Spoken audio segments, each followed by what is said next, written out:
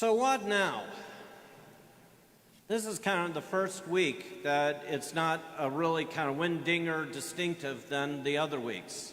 I mean, after all, 3 weeks ago we celebrated Palm Sunday, where we celebrate the passion and death of Jesus Christ, where Peter denies Jesus 3 times. Then 2 weeks ago we have the celebration of Easter, when Jesus Christ is risen from the dead, and obviously that's the greatest feast of the church year. And so again, something we celebrate. Last week, we have the end of the octave, which means 8 days of Christmas, with Divine Mercy Sunday. Again, a huge hoopla over the great celebration and feast. And so now, what now? You can kind of say, what now? As I was thinking about the people who joined the church, whether through baptism or confirmation. And so now that the newness has worn off of being baptized or confirmed and receiving Jesus for the first time, now you're kind of wondering what? And for those of us who are always been Catholic, and had a great Lent. You know, okay, some of you recommitted yourself to the Eucharist on Holy Thursday. And now that you had that great Lent, now what? Or maybe you had a horrible Lent, maybe you didn't do anything. Still, now what? What do we do that's different? How do we accept the great gift of the resurrection of Jesus Christ? And how does it change our lives, or does it not? Because the question of what now must have been going through the apostles' minds.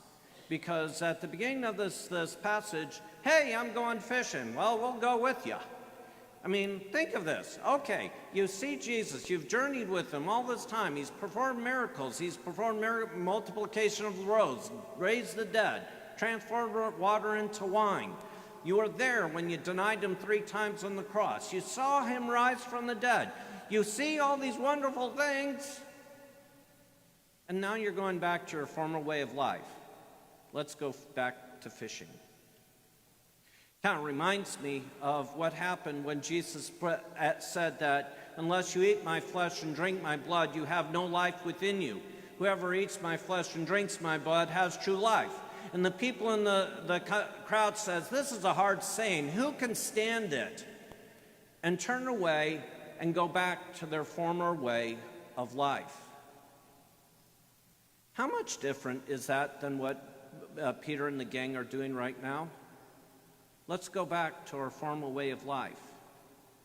After all we've seen and heard, is this all there is? What do we do now? Jesus calls them. Jesus calls them, first of all, by giving them the miracle of the catch of fish, 153. And what it means is that Jesus the miracles don't end.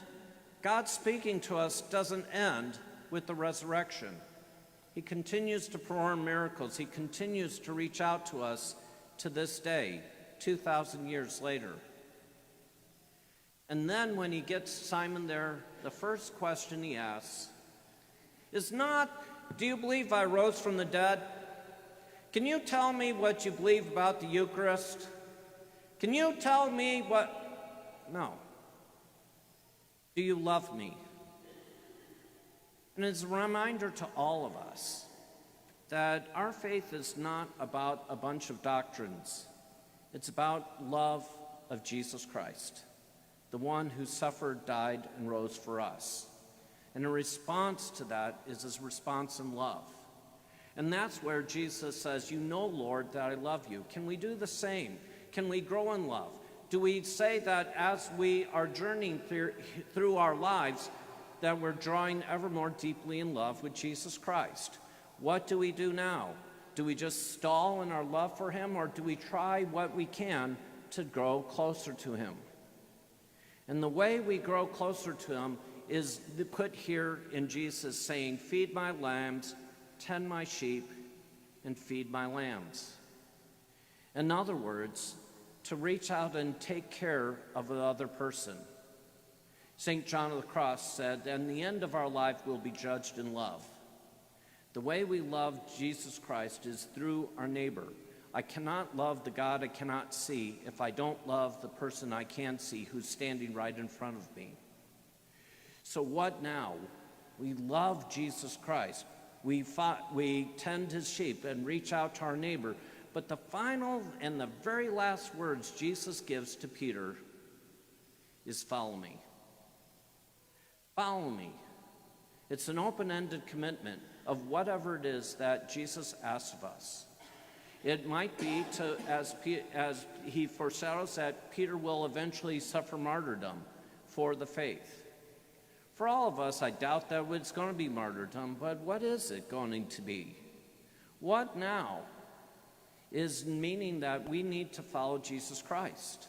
What now means that it assumes that there's just one specific thing that we need to do. Oh, you guys need to fill in the blank. Instead of what now means to love Jesus Christ through our neighbors and follow him wherever he may lead us.